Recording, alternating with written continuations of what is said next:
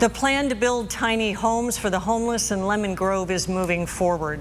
This week, supervisors signed off on starting negotiations for the property where they will be placed.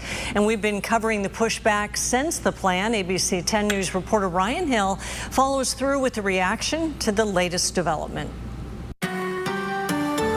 A chain link fence cordoning off a plot of dried up grass in Lemon Grove. It could change into something else entirely. It is a non-congregate place for folks to live who have previously been homeless. San Diego County's Board of Supervisors on Tuesday approved staff to start negotiating to buy the piece of Caltrans property on Troy Street and Sweetwater Road. It'll be used for 60 tiny cabins for the unhoused, like these ones. These are homes that give some level of security and some level of privacy for people who are in their last stages before really being able to get permanent housing. The site is in Supervisor Monica Montgomery Stepp's district. Her office says it could cost $2 million to buy the site from Caltrans. But this site wasn't the first location. ABC 10 News has reported quite a bit on the tiny homes and the pushback on the project, from its original placement in Spring Valley, the board voting to move it, and then placing it in Lemon Grove. We took in a lot of input there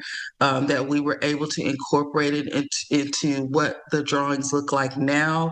And so we have not shied away from this. We have been upfront and center with community members about this. And the community's upset. We don't want it here. I've spoken to Ken King, who's against the project, in the past when the Troy Street site was picked by the county. He's not surprised the county's moving forward with trying to purchase the land, but he still feels that tiny homes should be elsewhere in Lemon Grove. Any other location other than that? It's next to an elementary school. Chula Vista has, their camp is in an industrial area. We asked them to move it in an industrial area. They don't want to listen to us.